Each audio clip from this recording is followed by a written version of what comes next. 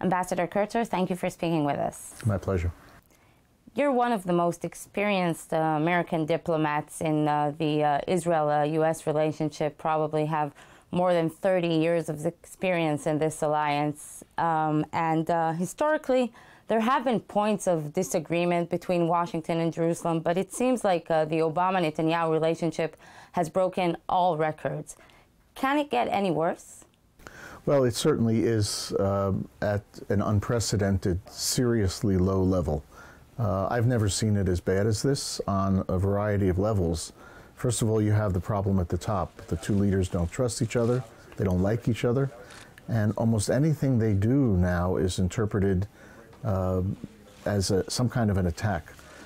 Second, I think Americans generally are upset that the Prime Minister appears to have insulted the President and the Presidency with his address to Congress and working with the Republicans behind the back of the White House.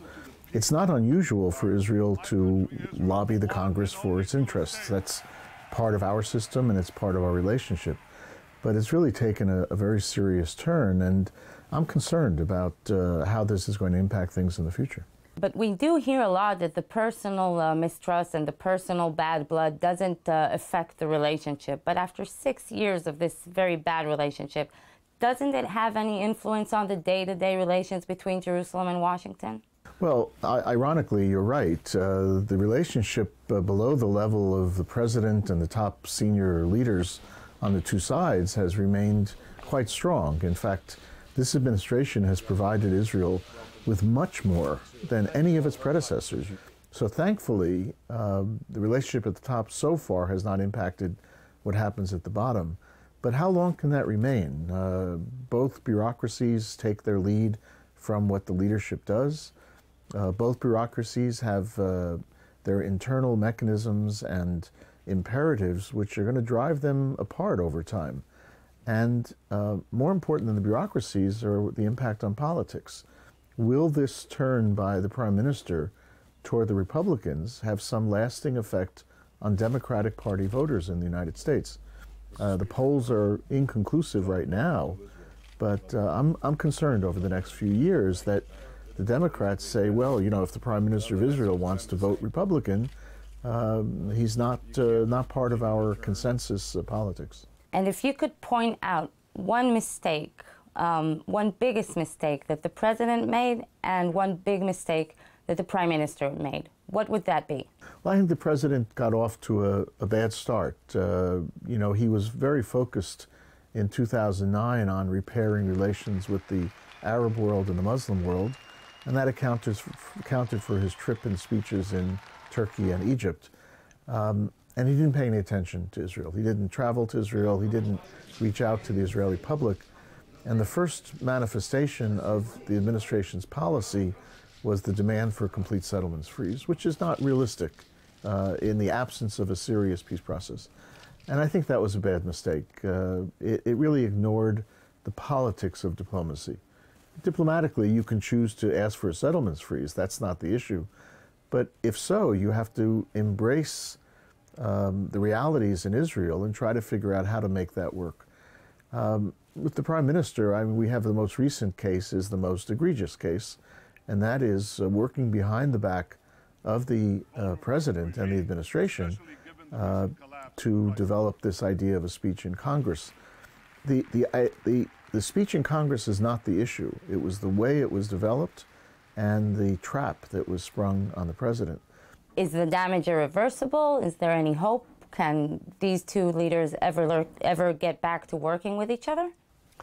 Look, I'm sure there are people on both sides who are thinking about ways to do that, but I don't see from this vantage point that there's going to be any significant real improvement until the end of the administration.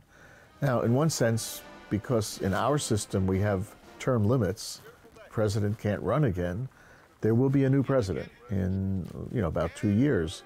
So there's a chance for a reset or a restart. But for the next 2 years, this is getting worse. And you hope that it gets worse before or gets better after it's worse, but I'm not sure.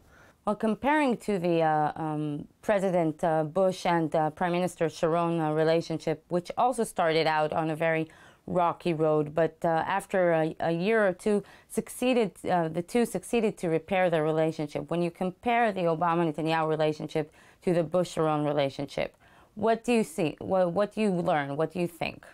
Well, one of the critical lessons to have learned from the Sharon-Bush relationship is that, in a sense, it was Sharon who came to realize that in the U.S.-Israeli relationship, the U.S. is still the senior partner. I know people don't like to admit it, but the fact is the U.S. is a global power. Israel is a serious regional power. And there is a certain imbalance or asymmetry in the relationship. And so I recall quite vividly right after 9/11 when Sharon gave a speech and basically said the United States was heading into a Munich sellout, and then he apologized. And I can also tell you that as Sharon entered the Oval Office on his many visits, he understood that he was entering the office of the President of the United States. Might have differences on policy, and they did argue over things, but there was a certain amount of respect and distance, in a way, that Sharon maintained. And you don't see that now, and it means that one of the lessons that needs to be learned here is that it's not that Netanyahu is more responsible for fixing this, but in a sense, Netanyahu has to come to realize that he's dealing with the president still of the greatest power in the world. Best friends, good friends, strong relationship, but you can't mistreat the presidency. And that's where a lot of Americans are perceiving Netanyahu to be right.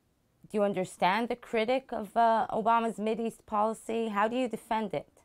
I've written about it. I've been a critic of the administration, even though I've been supporting the president in both of his elections.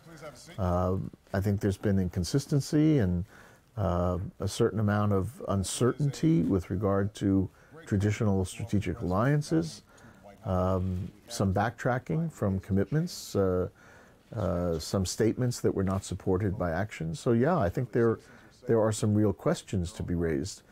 But in our relationship, the issue is always, how do you deal with those questions? We have so many strategic forums in which we can talk. We have the president and the prime minister meeting often. You've got vice presidential visits. You have secretary of state, foreign minister. You've got institutional relationships. It doesn't have to be argued in the newspapers and in the media. And unfortunately, we've now taken to use that as an alternative to trying to resolve some of these differences. And finally, looking forward to the 2016 presidential campaign, how much do you think Israel will become an issue in the 2016 presidential campaign? And will the Netanyahu-Obama rift cause problems for the Democrat candidate? I think it's too early to tell for sure. In terms of the electoral process, the Republicans are trying quite hard to position themselves as better friends of Israel than the Democrats, and seeking, therefore, not just to get more votes of American Jews, but also to get more financial support from American Jewish donors. And that could make a difference. Obama secured almost 80% of the Jewish vote the first time around and about 70% the second time around. The Republicans probably calculate if they can knock that figure down to 60%, they may end up winning some critical states where the margins are close. And the financial implications are equally severe. What's too early to tell is how it impacts on the candidates themselves. They're all going to position their candidacies on close relations with Israel. I think for Hillary Clinton, it'll be a little bit of a challenge to figure out how she identifies herself in pro-Israel terms, which she is, but she was also Secretary of State in an administration that wasn't too popular. And how, she doesn't want to distance herself from the president. She has responsibility of 4 years of her life, but I think that's a challenge for her, where she finds the comfort zone. Ambassador Krutzer, thank you very much. My pleasure.